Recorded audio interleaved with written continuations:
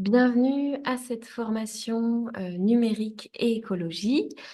Nous allons commencer par la prière d'ouverture d'Église verte. Je dirai ensuite quelques mots et je laisserai la main à Bernard Jarry-Lacombe, qui est chargé de mission Innovation et Société à la Conférence des évêques de France pour un exposé sur le sujet. Il y aura ensuite un temps de questions-réponses, puis des salles de discussion pour échanger entre voilà, communautés membres du réseau Église verte sur votre relecture de cette intervention et puis ce que vous pourriez imaginer de faire en tant que communauté chrétienne à ce sujet. Dieu notre Père et notre Créateur, par ton Fils Jésus, envoie sur nous le souffle de ton esprit. Donne-nous un esprit de sagesse et de discernement, un esprit de conseil et de force. Nous nous réunissons aujourd'hui parce que nous croyons qu'agir pour préserver la création est une façon d'aimer notre prochain et d'agir pour la justice. Que notre esprit, notre âme et notre cœur soient entièrement tournés vers toi, afin d'accueillir la parole de chacun avec bienveillance.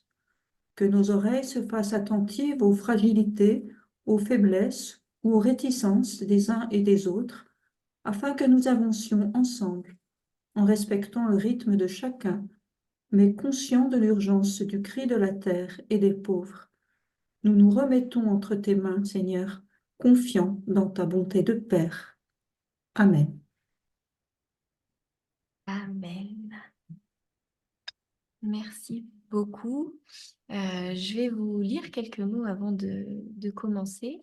Avant de se lancer vraiment, donc je voulais vous souhaiter la bienvenue à cette formation proposée par Église verte. Donc depuis 2022, nous proposons des formations sur divers sujets, donc méthodologiques liés à la démarche Église verte ou alors thématiques pour approfondir des sujets et passer à l'action avec sa communauté chrétienne.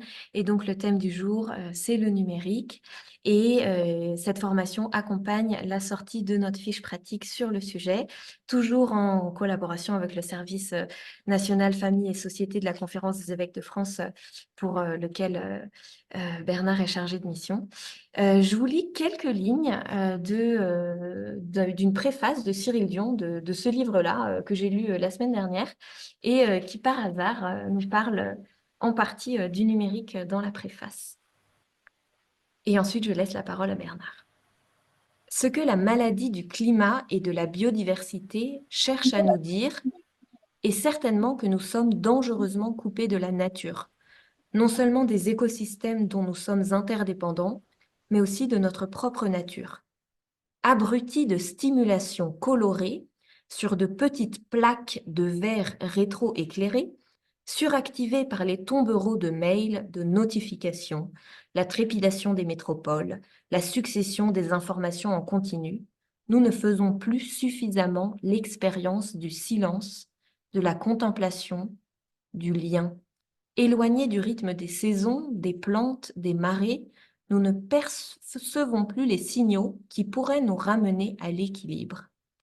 Ainsi perfusés de divertissement, abrutis de travail, nous progressons de notre mieux dans les méandres quotidiens et assistons à la terrible dégradation de la vie sur Terre, impuissants.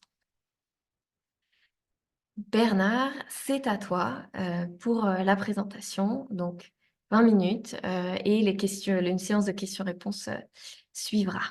Euh, donc Bernard est ingénieur et il est chargé de mission Innovation et Société à la Conférence des évêques de France. Il est l'auteur de Pour un numérique au service du bien commun et il va nous faire un tour d'horizon des enjeux du numérique et de l'écologie. Alors certains bien chiffrés, empreinte carbone, empreinte matière, etc. et d'autres plus spirituels et relationnels. Bernard, je te laisse la parole. Euh, Ce que je vais essayer de vous dire et de vous présenter avec l'aide de quelques transparents, quelques slides, c'est vous dire comment, non pas des chiffres sur les métaux, l'énergie, etc., parce que ça se trouve partout, et puis, mais c'est important de les avoir en tête, mais enfin, c'est pas l'objet de la présentation, c'est plutôt d'expliquer pourquoi il y a ce phénomène important qui touche à l'écologie au sens large, c'est-à-dire autant l'écologie humaine que l'écologie au sens de l'environnement. D'abord, on parle bien d'une révolution, et je pense que tout ce qui a été lu nous le fait comprendre, et les enjeux de cette révolution. Il me semble qu'on est obligé de passer par l'étape de comprendre de quoi on parle, parce que on peut voir le numérique d'un peu loin et on peut essayer de se dire pourquoi les impacts sont déjà très forts et vont s'amplifier probablement. Ces impacts, on parlera des effets sociétaux, des effets anthropologiques, et puis on dira aussi pourquoi il y a un lien avec l'écologie qui n'est pas neutre. Et puis finalement, on se posera peut-être la question, j'espère qu'on aura le temps de faire tout ça, que pouvons-nous faire, c'est-à-dire faire le lien avec ce que vous vivez tous les jours dans vos équipes, dans vos communautés églises vertes.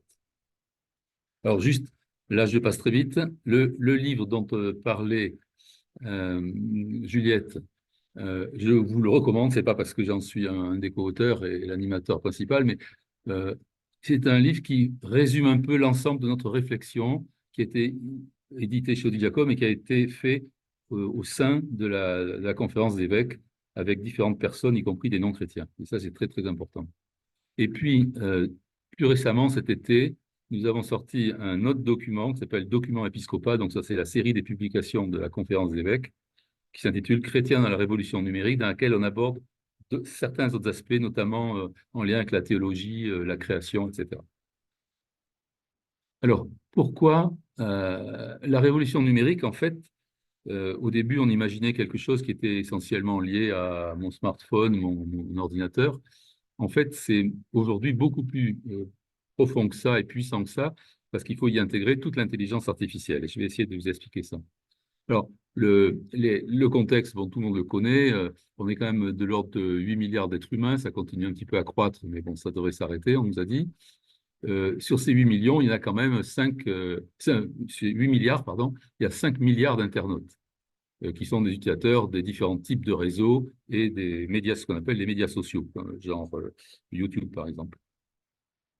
Le nombre de smartphones est assez impressionnant, puisqu'il est presque égal au nombre d'internautes. Et puis, le nombre d'objets connectés, je suis prudent parce que les statistiques ne sont pas du tout fiables là-dessus, mais les objets connectés, bah, c'est les montres connectées, c'est tout un tas d'objets du quotidien, c'est les enceintes que les gens installent dans leur cuisine.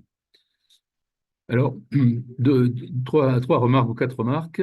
D'abord, le numérique et l'IA sont devenus incontournables, c'est-à-dire qu'ils sont nécessaires à la vie de tous les jours, à la vie pratique, à la vie de la société, au travail, etc. Incontournables.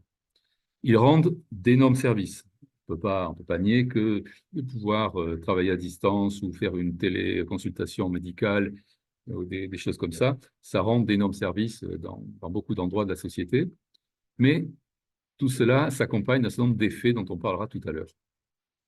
Et la question suivante qui nous vient, c'est quels sont les défis qui sont liés notamment au fait que ce numérique est en croissance continue, mais que les ressources qu'il utilise, et les ressources de manière générale de la planète, sont limitées. Donc là, il y a quelque chose à regarder de plus près. Et puis finalement, la question qui est derrière ça, c'est quelle société voulons-nous construire? On pourra peut-être en parler si on a le temps. Alors, des points que j'appelle les points un peu essentiels, hein, c'est volontaire, j'appelle ça, c'est un peu pompeux, mais c'est un peu volontaire, que j'ai sélectionnés en partant des usages et de la technologie elle-même. Alors, les points essentiels, c'est que les réseaux sont partout, ils ont envahi toute la planète, les plateformes, c'est la même chose, et les terminaux, ils sont omniprésents, y compris entre nos propres mains. Le deuxième point que je souligne, c'est pas exhaustif, hein, bien sûr. Le deuxième point qui me paraît important, c'est qu'il est chronophage, ce numérique. Et que donc, on fait don de notre temps, si je puis dire don entre guillemets, à tout le système numérique. Il consomme aussi notre attention et il entraîne une accélération permanente. Et ça, c'est extrêmement sensible dans toutes les activités et la vie courante. On veut les réponses toujours tout de suite. On n'a plus le temps, on est impatient. Et puis, une dernière remarque, mais qui est assez fondamentale, c'est que ce qui est au centre de tout le système, ce sont les données. S'il n'y avait pas... Alors, les données, c'est notre vie de tous les jours. C'est les données professionnelles aussi, ou les données publiques. Mais tout ça, c'est capté par tout le système numérique qui qui les gère sous forme de grands serveurs de données. Et c'est là qu'est le véritable carburant à la fois économique, et technique et pour le développement de tout ce qu'on va voir qui va suivre. Deux autres points sur les évolutions depuis ce que j'appelle le bon vieux numérique de base, c'est-à-dire la messagerie, par exemple, voilà, qui existe depuis une trentaine d'années au moins. Mais c'est la place qu'ont pris les algorithmes, d'une part. Je vais expliquer un tout petit peu ce qu'on entend par algorithme, parce que on n'est pas forcément au courant en détail, et pour comprendre de quoi il retourne. Et l'intelligence artificielle, qui s'est développée depuis, qui est une affaire ancienne, hein, mais qui s'est développée beaucoup depuis à peu près 12 ans. Ils occupent une place prépondérante parce que tous les calculs, toutes les solutions que vous allez trouver en interrogeant un site ou en interrogeant, même dans un réseau social, vous allez passer par des algorithmes sans le savoir. Toutes les décisions qui vont être proposées au niveau médical, au niveau de la, je sais pas moi, de la gestion d'une ville, de Parcoursup, enfin, tout ce qu'on voudra imaginer, c'est de l'intelligence artificielle qui est maintenant derrière et que l'on ne voit pas, évidemment. Nous, utilisateurs courants, je dirais, moyens, honnêtes, qui servent de tout ça, on ne sait pas tout ce qu'il y a derrière. Mais ça, c'est pour ça que j'insiste un tout petit peu pour qu'on le comprenne. Et l'intelligence artificielle a une deuxième raison d'être, c'est d'automatiser les tâches de production. Donc, on va trouver ça, par exemple, dans tout le monde de l'industrie, du commerce, de la banque, etc. Et puis, une deuxième étape, ou une troisième étape, c'est déclenché à partir, disons, de fin 2022, avec le nom courant, c'est ChatGPT, mais ce n'est qu'une intelligence artificielle dite générative. Euh, L'objectif, là, c'est de pouvoir à la fois faciliter et enrichir tout ce qui est de l'ordre du cognitif. Donc, on va en parler un tout petit peu plus, parce que c'est fondamental. Voilà, donc il y a 3 ou 4 vagues successives qui ont déferlé sur la société et le monde depuis, en gros, la création d'Internet, c'est-à-dire les années 80. Alors, qu'est-ce qu'un... alors, attendez, je vais juste faire une chose. Là. Voilà, pour mieux voir mes slides. Donc, qu'est-ce que un algorithme? Très rapidement, algorithme, c'est une suite d'instructions ou d'opérations qui sont destinées à faire un calcul. C'est quelque chose, la notion d'algorithme, qui remonte au 9e siècle en Perse. Il s'agissait de faire des calculs en arithmétique à l'époque. Et depuis, ça a complètement atteint tous les domaines, tous les problèmes qu'on peut essayer de résoudre de manière artificielle par du calcul ou des programmes. Par exemple, calculer le plus court chemin entre 2 localisations. Quand vous cherchez votre route sur Waze, par exemple, eh bien, il y a des algorithmes qui calculent le plus court chemin avec un tas de contraintes, évidemment. Quand un réseau social vous propose des amis, c'est exactement la même chose. Il cherche parmi tous les gens qu'il a dans son réseau ceux qui peuvent vous ressembler et il va essayer de vous les proposer. Voilà. Donc, tout un tas de choses qui se font couramment et en permanence sur les différents types de réseaux ou les différents types de sites. Alors, bon, comme je vois que le temps tourne déjà assez vite, je vais passer sur les différents types d'algorithmes pour dire simplement que actuellement, ils sont beaucoup basés sur l'intelligence artificielle, et on va voir ce que c'est, et qu'ils ont pris une place déterminante à la fois dans la décision publique et dans la décision privée, par exemple, dans tout ce qui est industriel. Alors, donc, puisqu'ils sont basés sur l'intelligence artificielle, qu'est-ce que c'est que l'intelligence artificielle? Alors, là, on rentre dans quelque chose d'un peu plus flou. Il n'y a pas de définition officielle, précise. Disons que c'est un ensemble de technologies qui ont pour objectif de reproduire les capacités humaines et d'exécuter des tâches ou de résoudre des problèmes. Voilà. C'est aussi vague que ça, mais ça veut dire que ça va se faire en imitant l'humain, mais sans l'humain. Alors, il y a eu plusieurs approches historiquement. Il y a eu l'approche par les systèmes experts, c'était les années 60-70. Donc là, c'est des règles. Je fixe des règles et l'outil respecte les règles et les applique. Mais il y a aussi ce qui est né dans les années 2010, qui en fait trouve ses origines pratiquement à la Deuxième Guerre mondiale, hein, mais il a fallu un tas de développements mathématiques et technologiques pour arriver à en faire quelque chose. Ça a vraiment débouché dans les années 2010 et on le trouve dans tout un tas de situations, par exemple l'interprétation des clichés médicaux, qui est quelque chose de fondamentalement utile. Mais aussi la reconnaissance faciale, qui pose tout un tas de questions d'utilité ou de danger. La conduite des véhicules automatiques, etc., etc. Donc, je liste pas, je lis pas toute la liste, on n'a pas le temps. Et à partir de ça, plus récemment, donc les premiers protos, c'est 2017, et ça s'est généralisé dans le grand public à partir de 2022, grâce par l'intermédiaire de ChatGPT. Mais maintenant, vous en trouvez, il y en a des centaines d'IA générative. Alors, génératif, ça veut dire quoi? Ça veut dire une intelligence artificielle capable de générer des contenus au sens de texte, au sens d'image, au sens de traduire une langue dans une autre langue, etc., etc. Techniquement, c'est quelque chose d'extrêmement complexe. Ça demande des puissances de calcul énormes. Et ça utilise, mais on y reviendra peut-être si vous avez des questions là-dessus plus tard, c'est ce qu'on appelle des modèles de langage. Voilà. Et donc, quand on dit modèle de langage, ça veut dire qu'on s'appuie sur un corpus de connaissances de texte, par exemple, ou de connaissances tirées d'Internet. Et donc, le choix de ce corpus véhicule une forme de culture. Si vous prenez un corpus américain, par exemple, vous n'aurez pas tout à fait les mêmes réponses ou les mêmes productions qu'un corpus francophone. On voit tout de suite que là, il y a une question de culture qui est derrière. Alors, cette forme d'IA générative est l'objet d'un engouement formidable actuellement. Là, beaucoup de gens l'ont testé parce qu'il y a des accès gratuits. Ça a des potentialités immenses, mais aussi redoutables. C'est ce que vous voyez quand vous voyez des fausses vidéos, des fausses interviews, des fausses photos, des faux textes, etc. Donc, tout ce qu'on appelle les fakes quelque chose. Donc, ça, c'est l'usage, je dirais, négatif.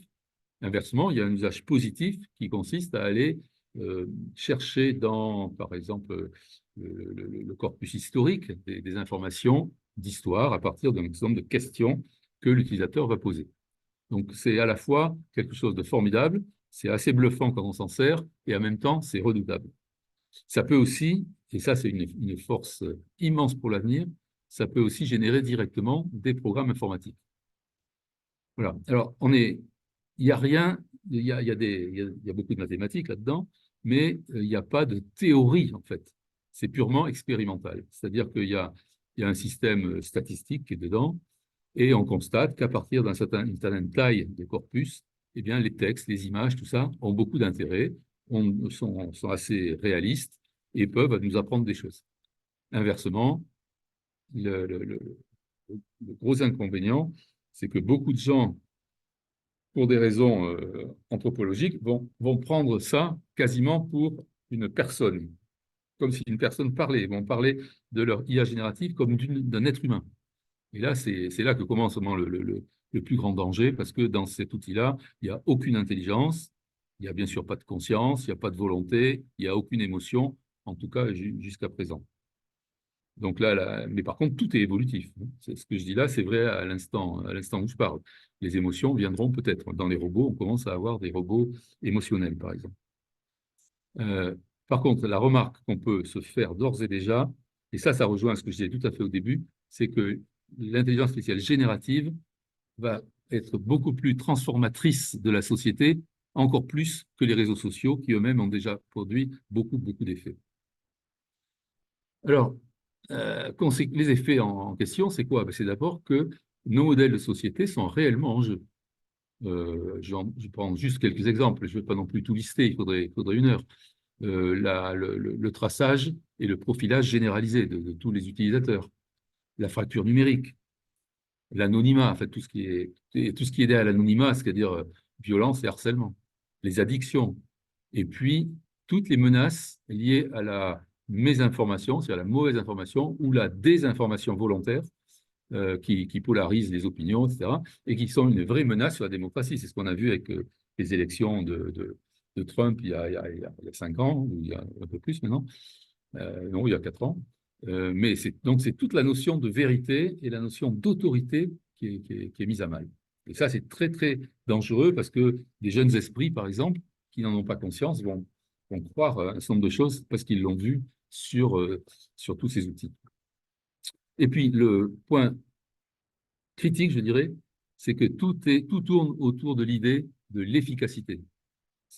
L'efficacité, c'est une notion à la fois technique, mais c'est aussi une notion économique. Et tout le moteur qui est derrière tout cet outillage, il est aussi économique, il est financier, il est de faire du profit et il est de contrôler. Donc, suivant les pays, suivant les grandes structures, les GAFAM ou les équivalents chinois, par exemple, euh, l'idée économique est là, l'idée de contrôle, elle est là aussi. Donc, ça amène à un certain nombre de questions, d'ores et déjà. Que devient le lien social? Je ne dis pas qu'il est complètement mis à mal, hein, parce qu'il y a aussi il y a eu du positif quand on peut rentrer en relation avec sa famille en visio ou travailler à distance, tout ça, bon, c'est positif. Mais le lien social est mis à mal parce qu'on peut avoir des amis qui sont complètement des amis virtuels.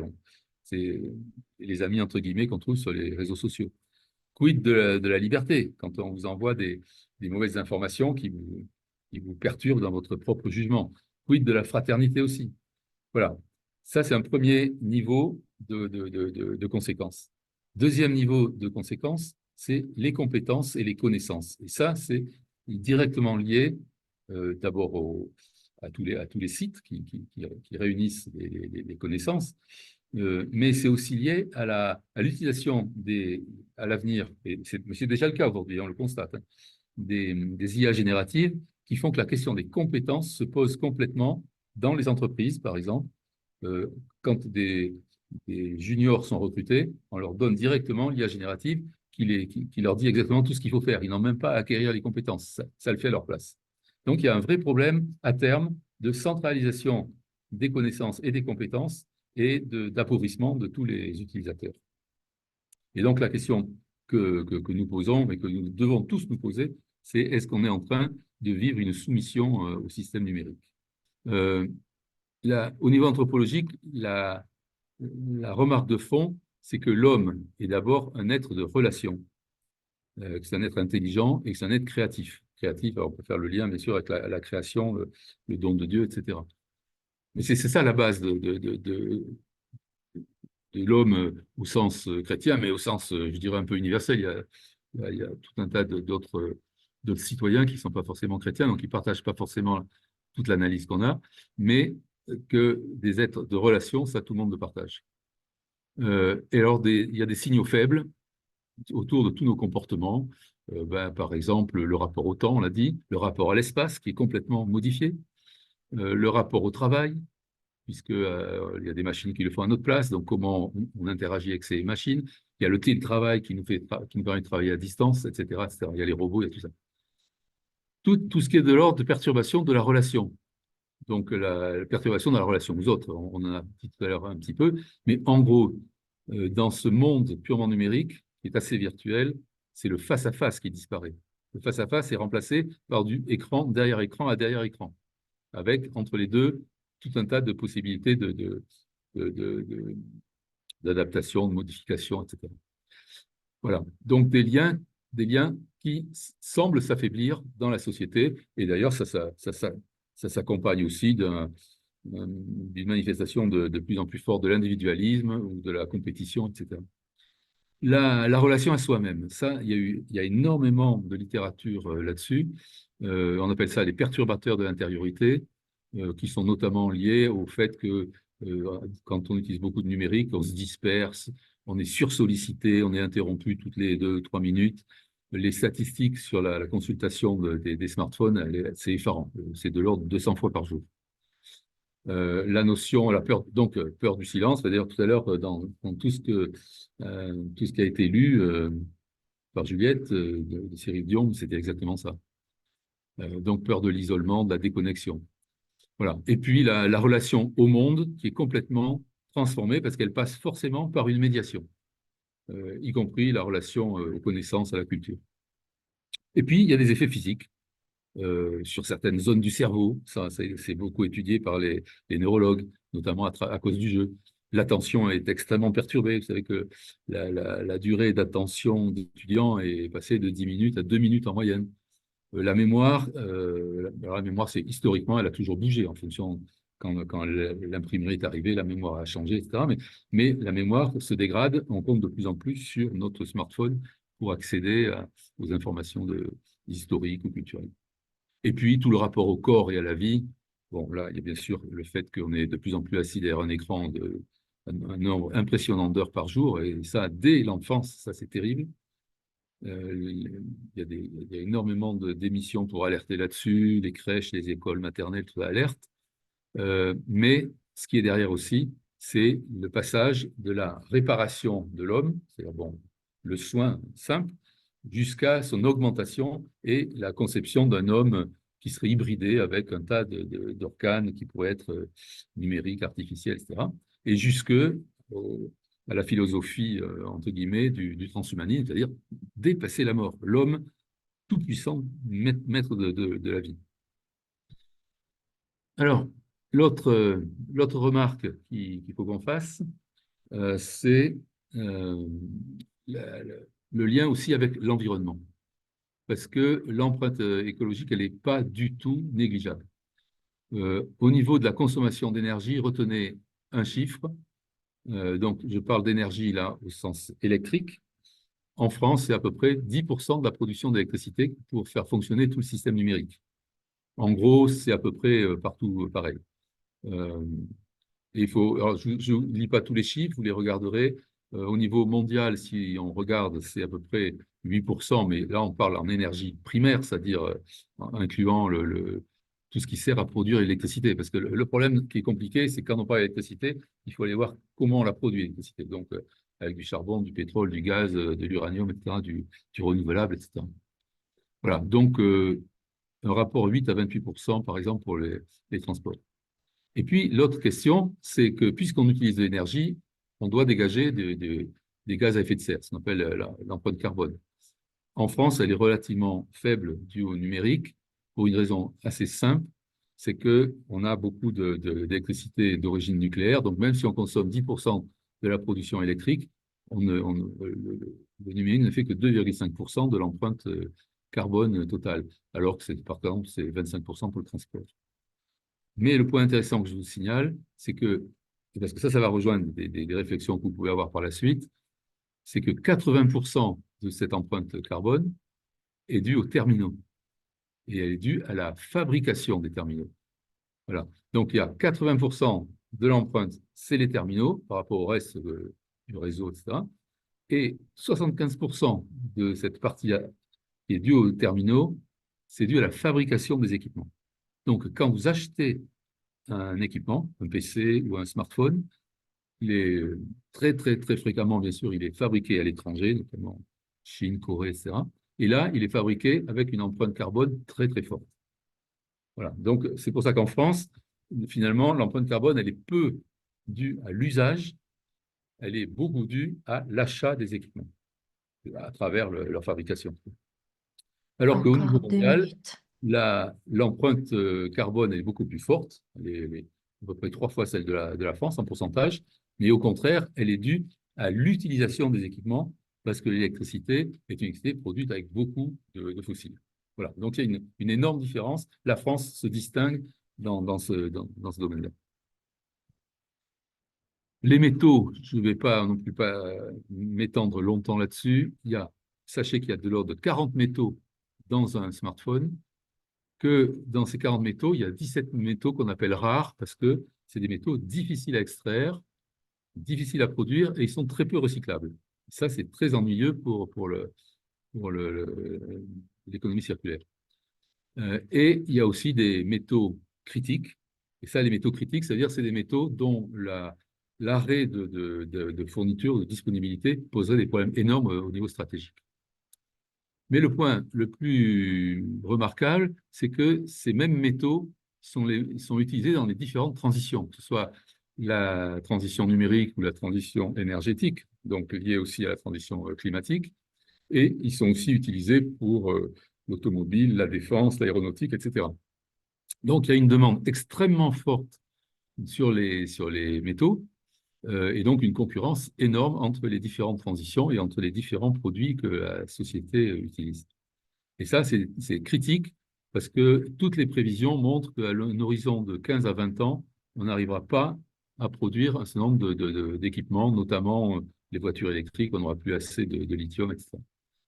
C'est pas qu'on n'est pas assez dans le sol, c'est qu'on n'aura pas assez en termes de production. Voilà, et donc ça pose des questions industrielles, mais surtout géostratégiques énormes, parce que, par exemple, la Chine, qui ne possède pas, qui est loin d'avoir le maximum de ressources mondiales, par contre, elle a vraiment le monopole du raffinage. Elle raffine à peu près 90% de tous les métaux rares. Donc, elle a acquis une position de puissance dans le monde entier. Voilà. Et puis, il y a un deuxième niveau de question écologique qui se pose, c'est toutes les conditions de travail qui sont dans ce secteur, les conditions d'extraction, les conditions de fabrication. Là, je ne détaille pas, mais c'est assez pénalisant pour les personnels concernés. Et en général, c'est dans des pays plutôt pauvres. Alors, j'en arrive à mon dernier, à ma conclusion, en quelque sorte, que j'ai intitulé Voir, juger, agir, parce que c'est finalement un peu il me semble que je comprends dans la mission d'Église verte, hein, c'est de comprendre, d'apprécier, et puis de se dire qu'est-ce qu'on peut faire. Alors, d'abord, la remarque, c'est que la technologie n'est pas neutre, et qu'on l'a vu, c'est ce qu'on a démontré au début, que son usage transforme l'humain. Donc, ça veut dire qu'il y a quand même un enjeu important. Donc, ça veut dire qu'il faut être capable, il faut accepter de questionner la technologie, même si sur le plan technique scientifique, c'est quelque chose d'assez formidable, hein, ce n'est pas la question. Mais quand même la questionner et au passage se questionner nous-mêmes, questionner individuellement et collectivement. Est-ce qu'il faut aller toujours vers le toujours plus? Jusqu'où peut-on aller? À quelle vitesse? Etc.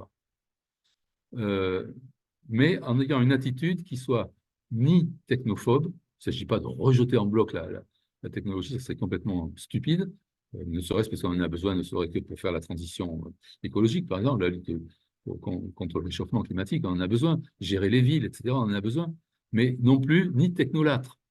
Il ne s'agit pas de vouloir faire tout avec la technologie et le numérique. Mais tout ça se tient, c'est-à-dire que je ne peux pas déboîter la transition écologique, la ville ou la médecine, par exemple, ou les transports. Je peux pas. Tout ça, ça se tient. Donc, il faut avoir une vision globale. Et moi, j'aime bien reprendre une phrase qui est dans Laudato Si, au numéro 102, qui explicite les grands défis qui sont à la fois humains, ce qu'on a vu, ils sont écologiques, ils sont aussi sur le plan purement de la technologie numérique ou de son déploiement. L'humanité est entrée dans une ère nouvelle où le pouvoir technologique nous met à la croisée des chemins. Et ça, je crois que c'est le message qui résume un peu la problématique d'aujourd'hui. On est à la croisée des chemins.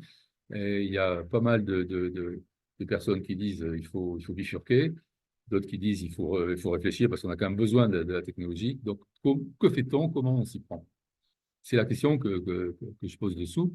Que pouvons-nous faire? Alors, que pouvons-nous faire en tant que citoyens? Que pouvons-nous faire en tant que collectif de citoyens, en tant que pays, mais aussi individuellement aussi, et en tant que membre d'Église verte, de l'Église verte notamment. Mais en ayant conscience qu'on est aussi plongé dans une société avec d'autres citoyens et d'autres humains. Notre responsabilité, elle est engagée, qu'on le veuille ou non, elle est engagée. Et ça nous amène à se poser des questions. Comment se former pour mieux comprendre? Comment se sensibiliser soi-même, sensibiliser les autres, l'entourage, les gens avec qui on vit? Et comment prendre du recul pour avoir un discernement qui permet d'avancer.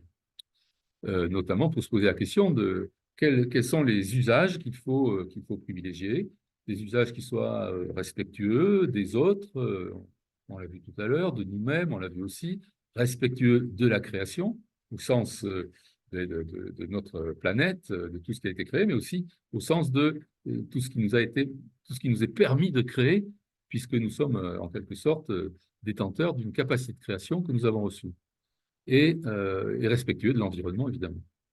Donc, quelles limites il faut poser, où et comment les poser, Et notamment, il semblerait inévitable de se poser la question d'aller vers plus de sobriété et comment y aller. Alors, pour terminer, je vous signale on n'est pas tous seuls comme ça, avec nos questions. Il y a quand même un certain nombre de repères qui sont intéressants à aller voir. Bon, d'abord, la pensée sociale de l'Église. Là-dessus, il y a un article de Grégoire Catta qui est assez intéressant, justement, le document épiscopat dont je parlais tout à l'heure. Il a fait un article là-dessus d'une 6-7 pages qui résume bien. Il y a Laudato Si qui en parle beaucoup. Dans la fiche, je pourrais vous envoyer des références. Dans Fratelli Tutti, évidemment, on le retrouve aussi beaucoup. Il y a un papier du Dicaster pour la communication qui date du mois de juillet 2023 qui s'intitule Vers une totale présence, et c'est la présence en fait sur les réseaux sociaux, et ça s'appuie sur la parabole du bon samaritain, comment être, qui est mon prochain sur les réseaux sociaux et comment me comporter comme un bon samaritain sur les réseaux sociaux. C'est pas si facile que ça en fait, et ça peut être là aussi très chronophage. Et puis, il y a des messages que je vous invite vraiment à lire, qui sont les messages de François dédiés à l'intelligence artificielle. Il y en a un, c'est pour la journée de la paix du 1er janvier. L'autre, c'est la journée de la communication, c'est un papier du 24 janvier. Et puis, bien sûr, la fiche Église verte que vous allez recevoir. À vous la parole. S'il y a des questions, merci beaucoup Bernard pour ce tour d'horizon. En tant qu'Église verte, moi je suis sur la paroisse de Joigny dans l'Yonne. Est-ce que le choix d'un opérateur Internet local et est-ce que le choix comment dire, d'une adresse mail dite écologique peut peser? Que ça pèse, je ne suis pas certain. Qu'il y ait d'autres éléments à prendre en compte, ça j'en suis certain. Mais vous prenez par exemple Gmail, qui est le système de mail de Google. Il faut savoir qu'ils épluchent, ils ouvrent et ils enregistrent et ils prennent des informations dans tous les mails et toutes les pièces jointes. Si bien par exemple qu'il n'est pas recommandé pour des médecins d'envoyer des dossiers médicaux, par exemple, à un patient ou vous échanger des informations par Gmail. C'est des données extrêmement recherchées dans le monde entier, tout ce qui est médical, parce qu'il y a des enjeux énormes pour faire de la reconnaissance de maladies, par exemple, hein, ou de la reconnaissance de cancer, de tumeurs, etc. Donc, ils ont besoin de rassembler un maximum d'informations. Et quand on dit un maximum, c'est des millions de clichés, ou des millions de données. Voilà. Donc, tout est bon à prendre, et tout est trié, tout est stocké. Et il faut aussi savoir que les informations que l'on peut récupérer sur les réseaux, suivant l'endroit où elles sont géographiquement, je ne parle pas techniquement, géographiquement stockées, c'est à l'endroit où sont les serveurs, la réglementation n'est pas la même. Par exemple, le gouvernement américain a une réglementation qui lui permet d'aller prendre des informations sur tous les serveurs qui sont même en Europe. Voilà, donc je ne sais plus comment il s'appelle, c'est le Data Act ou une chose comme ça. Enfin, Data, il y a un nom, je ne sais plus le nom exact, mais c'est une réglementation redoutable. Et donc, il y a eu débat sur les données de santé, par exemple. Mais c'est vrai sur quasiment toutes les données. Donc voilà, donc le choix de l'opérateur, après, ça dépend. Moi, là, j'ai pas de recommandations. Il y a aussi des moteurs de recherche liés à certains opérateurs qui se disent écologiques. Donc, parce qu'ils disent qu'ils vont planter des arbres à chaque fois que vous allez faire passer des mails ou des requêtes, etc. J'y crois qu'à moitié. Il y a beaucoup dans les alternatifs, beaucoup qui achètent en fait les moteurs de recherche d'un plus gros opérateur qui l'habille, et puis en fait, c'est les mêmes serveurs et mécanismes qui sont derrière. Donc, voilà. Mais Oui, il y en a il faut quelques-uns aller quand regarder de même. plus près. Hein. Je ne prétends pas avoir la vérité là-dessus. Il y en a quelques-uns quand même qui semblent sérieux. Enfin, nous, sur Joigny, on a un installateur de box qui est local déjà. Donc, voilà. Et puis, Ecomel, je crois. Enfin, il y a quelques mails aussi qui sont un peu plus verts et qui ont l'air sérieux. Oui, non, mais vous avez raison. Mais j'irais plutôt sur les moteurs de recherche. Par exemple, Quant, Brave, tout ça, qui, eux, respectent la liberté individuelle. Ils ne font pas de traçage des mails, contrairement aux autres. Voilà. Ça me paraît important. Ça. Parce que là, c'est la liberté individuelle qui est en cause et la protection des données. Alors, merci beaucoup. Donc, Bernard, alors je propose qu'on prenne pas plus de questions que ce qu'il y a déjà. Donc, tu as une question sur qu'est-ce que c'est un robot émotionnel, un cahier des charges pour l'éco-conception des sites, pour un usager, une seule action pour réduire son empreinte carbone numérique, laquelle serait-elle? Et une main levée qu'on prendra peut-être après cette salle de questions à l'écrit. Alors, attends, il y a beaucoup de questions là. Alors, les robots émotionnels, c'est des robots au sens humanoïde, c'est-à-dire des robots qui ont une forme de squelette mécanique pour se déplacer, pour bouger, porter des charges, qui sont dotés d'une capacité de vision, d'une capacité de langage, d'une capacité de compréhension, etc. Donc on en trouve maintenant assez courant, il y en a beaucoup qui existent, qui sont même utilisés dans le domaine des EHPAD, des hôpitaux, dans le domaine industriel, etc. Mais ils sont dits émotionnels parce que peu à peu, les chercheurs, donc c'est le cas par exemple de Laurence de Villers, qui est une chercheuse dans ce domaine-là, qui a écrit pas mal de livres là-dessus, ils cherchent peu à peu à approcher d'abord la compréhension des émotions traduites par le visage des gens qui les observent, donc le sourire, être triste, pleurer, etc. Et puis, peu à peu, pouvoir exprimer des émotions à leur tour dans leur façon de communiquer avec l'humain qu'ils ont en face. Donc, c'est ça les robots émotionnels. Donc, ça commence, hein, c'est pas, ça commence notamment vis-à-vis de personnes âgées, par exemple, pour être capable de leur dire, oh, t'es triste aujourd'hui, qu'est-ce qui va pas, etc. Des choses comme ça. Et donc, ça, l'effet, c'est, d'imiter de plus en plus près l'humain, sans pour autant ne le comprendre ou avoir des sentiments ou conscience de le faire. Hein. C'est pas ça le problème, c'est des logiciels et des matériels. Donc, de ce point de vue-là, c'est complètement neutre, mais c'est perçu par les humains qui interfèrent avec ces robots émotionnels comme des robots de plus en plus humains, justement. Et ça peut être les psychiatres, par exemple, disent que ça peut être intéressant dans certaines maladies.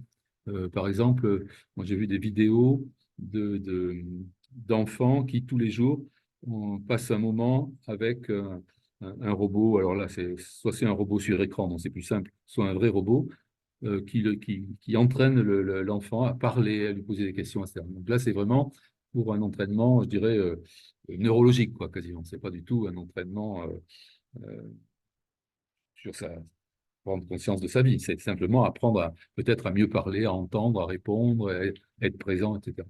Donc, il y a tout un tas d'applications. On les retrouve aussi. Alors, c'était très développé au Japon depuis longtemps et ça se développe de plus en plus dans les labos de recherche et donc on trouve des applications. Si vous allez il y a une exposition qui a lieu chaque année à la porte de Versailles au mois de juin et c'est assez extraordinaire de voir tous ces petits robots là qui font 1,50 m de haut, qui parlent, qui se déplacent, qui parlent, qui comprennent. Donc voilà. Mais on les dote de plus en plus de capacités d'interprétation. On est en train de changer de secrétaire. Celle qui était avant, celle qui prend la retraite, là, passait les 3/4 de son temps à rédiger des enveloppes, à coller des timbres et à envoyer des convocations pour des réunions à des gens qui n'avaient pas d'Internet. Parmi ceux-là, il y en a qui n'ont toujours pas. Mais on est passé à des convocations par mail, effectivement, avec le travers de mettre des copies à tout le monde et puis de saturer un peu les réseaux. Bon, je ne sais pas si notre intervenant peut nous donner quelques éléments de réponse. Alors, j'entends tout et son contraire. On peut savoir combien on a économisé de papier en cumulant des microns d'épaisseur de feuilles de papier multipliés par tant d'années, tant de semaines et tant de papier économisé. Quand on envoie un mail, est-ce que l'empreinte carbone est quantifiable? Je pense que c'est marginal. En fait, il y a plusieurs niveaux Ouais. dans la réponse qu'on peut faire. Il y a un niveau de discernement. Est-ce que ça facilite la vie, ça dégage du temps et ça permet de faire autre chose que Ah, simplement bien faire sûr, des étiquettes? c'est évident ça. Oui, oui, mais c'est quand même assez important, parce que Oui, oui, c'est aussi un coût, ça. oui, oui. C'est un coût, c'est une efficacité de l'action, etc. Bon, ça, c'est le premier niveau de réponse. Deuxième niveau de réponse, est-ce que vous pouvez quantifier, ça je pense que vous pouvez le faire, l'économie d'un côté et la dépense de l'autre, mais vous aurez du mal. L'économie, vous pouvez le faire, c'est les enveloppes et les timbres, le temps aussi, le coût du mailing, comme c'est tout est forfaitaire, Oui, on oui. va avoir mal fou à l'établir. Alors, Non, mais le risque, c'est d'avoir une approche uniquement économique avec des euros sur les deux fléaux d'une balance. oui, Quel est l'impact sur l'environnement? Ouais. mais écoutez, l'impact sur l'environnement, c'est- on le chiffre. D'abord, globalement, c'est ce que je disais, c'est les 10% sur Ouais, vous l'avez l'énergie évoqué. électrique, c'est les 2,5% de gaz à effet de serre. Bon, en faisant énormément d'efforts, on pourra peut-être le baisser un petit peu, mais ça va quand même pas baisser énormément. D'autant plus que les usages continuent à se déployer. Donc, ça va pas baisser. Et puis que les techniques, c'est pour ça que j'en parlais tout à l'heure, ces techniques d'IA, etc., elles consomment énormément d'énergie. Donc, plus on va les utiliser, plus on va dépenser d'énergie. Bon, ça, les chercheurs et tout ça, les développeurs, ils améliorent peu à peu le système, hein, mais au départ, ça consomme énormément. C'est des calculateurs absolument gigantesques. Et puis, vous allez le retrouver, l'IA, par exemple, dès cette année, vous en avez beaucoup sur votre propre smartphone. Mhm. Donc, vous allez avoir l'IA générative, elle arrive sur les smartphones maintenant. Donc, Elle arrive. donc aller chiffrer tout ça, ça me paraît très, très, très compliqué. À une époque, on citait un chiffre, je ne sais pas s'il est toujours d'actualité, on disait qu'un mail, c'était à peu près en dépenses dans le monde, parce qu'un mail, ça circule dans le monde entier. Ça va dans des serveurs, vous ne savez pas où ils sont, les serveurs. Si vous avez un fournisseur genre Gmail, vos mails, ils partent aux États-Unis, puis ils sont stockés dans 2 ou 3 serveurs par sécurité, etc. etc. Donc, un seul mail, ça génère énormément de transmissions, ça génère énormément de traitements dans les serveurs intermédiaires, ça occupe beaucoup de mémoire, ça vit pendant des années et des années. Vous pouvez retrouver votre mail 20 ans après, il n'y a pas de souci. Donc, tout ça mis bout à bout, le chiffre qu'on citait, mais je ne sais pas s'il est toujours complètement d'actualité, c'était en gros, un mail équivaut à une ampoule de 60 watts. Donc, oui, c'était avant les LED, pendant 1 heure, allumé pendant 1 heure. Voilà. Donc, Oui, oui. Pour les mails, il y a un très bon article qui est cité dans la fiche. Je vous encourage à le lire. Et en fait, le truc, c'est que si vous êtes saoulé par les mails parce que vous en recevez trop, n'en envoyez pas pour cette raison et passez à un autre système. Mais n'en envoyez pas moins parce que vous pensez faire un geste très écolo. C'est juste acheter moins, faire durer, etc. qui compte dans le numérique. Mettez pas trop d'affect écolo derrière les mails parce que c'est rien par rapport à d'autres gestes. Moi, c'est vraiment ça mon conseil. oui, oui, c'est sûr, c'est pratique. Petit réajustement parce que effectivement on a été trop optimiste sur le temps. Donc, je clôt la séance de questions-réponses. Les personnes qui ont des obligations, vous pouvez partir. Et celles qui souhaitent poursuivre la discussion dans ces petits groupes, on va vous envoyer dans des petits groupes de 4 personnes pour une discussion de 10 minutes. Donc, on vous propose de faire un tour où vous vous présentez et vous dites qu'est-ce que je retiens de vraiment important de cette présentation, voilà, dans sa substance qui est important quand on pense au numérique et à l'écologie. Et puis, deuxième tour de parole, qu'est-ce que je pourrais faire en tant que communauté? Je vous propose qu'est-ce que ma communauté chrétienne pourrait proposer, qu'est-ce qui est pertinent à son échelle, de noter ça sur un document partagé que je vais vous mettre là tout de suite. Voici 2 extraits du message du pape François du 1er janvier 2024 sur l'intelligence artificielle à l'occasion de la Journée mondiale pour la paix que nous avons choisi pour clore cette formation afin de récapituler des enjeux humains liés au numérique. Premier extrait. La dignité intrinsèque de chaque personne et la fraternité qui nous lie en tant que membres de l'unique famille humaine doivent rester à la base du développement des nouvelles technologies et servir de critères indiscutables pour les évaluer avant leur utilisation, afin que le progrès numérique se fasse dans le respect de la justice, et contribuent à la cause de la paix. Les développements technologiques qui ne conduisent pas à une amélioration de la qualité de vie de l'ensemble de l'humanité, mais qui au contraire exacerbent les inégalités et les conflits, ne pourront jamais être considérés comme un véritable progrès. Deuxième extrait. Cela doit nous faire réfléchir sur un aspect très souvent négligé dans la mentalité actuelle, technocratique et recherchant l'efficacité, mais décisif pour le développement personnel et social. Le sens de la limite.